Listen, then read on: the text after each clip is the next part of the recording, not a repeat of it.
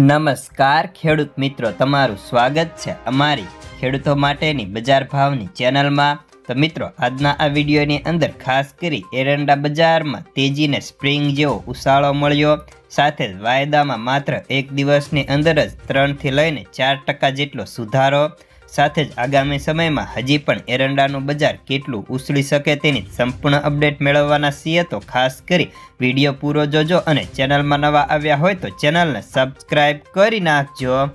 તો મિત્રો, વાત કરીએ તો હાલ ગુજરાતમાં હજી નવા એરંડાની આવકોએ વેગ નથી પકડ્યો, ત્યારે જૂના એરંડા હવે માત્ર ક્યાંક જ આવે છે ને આખા ગુજરાતભરની મળીને આવકની વાત કરીએ તો અત્યારે થઈ 15 થી લઈને 20,000 ગુણીની આસપાસ આવકો જોવા મળે છે।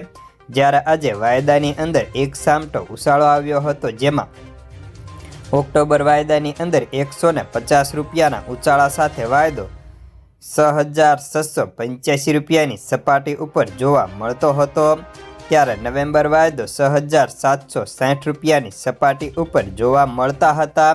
સાથે જ એરંડા ખોળની વાત કરીએ તો તેમાં આજે ભાવમાં કોઈ ફેરફાર નહોતો અને ક્વિન્ટલે 13,500 રૂપિયા, તો ડીકેકમાં 8,600 રૂપિયા, જેમાં 200 રૂપિયા નરમ પડ્યા હતા।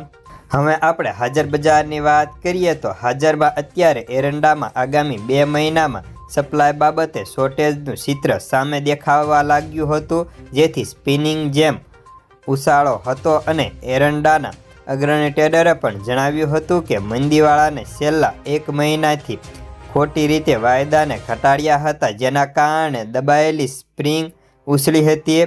મોટા ભાગના ખેડૂતો અને વખારિયાઓ હવે એરંડામાંથી નીકળી ગયા છે, જેને મજબૂત થઈને એરંડાનો સંગ્રહ કર્યો હતો તેમને સારા ભાવ મળવાની શક્યતાઓ છે।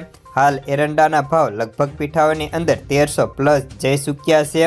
જ્યારે આજની વાત કરીએ તો આજે મંગળવાર અને મંગળવારે 20,000 ગુણીની આવક હતી ને ભાવની વાત કરીએ તો ભાવ આજે તેની ક્વોલિટી મુજબ એવરેજમાં 1285 થી 1300, તો ઊંચામાં 1315, 1310, 1320 કે 1317 રૂપિયા સુધીના જોવા મળ્યા હતા। ત્યારે આગામી સમયમાં હજી પણ આ બજારને ટેકો મળે તેવી ધારણા છે। જ્યારે એરંડા વાયદામાં ઉછાળા બાદ દિવેલની વાત કરીએ તો દિવેલમાં પણ સારો એવો સુધારો હતો ને દિવેલમાં 20 કિલોએ રેડીમેડ દિવેલમાં 20 થી લઈને 25 રૂપિયા સુધીને ભાવ 1360 રૂપિયા સુધીના બોલાવવા લાગ્યા હતા। તો બસ આજના એરંડાના સમાચારમાં આટલું જ। ધન્યવાદ। ફરી મળીશું એક નવા વિડીયોની સાથે। આભાર।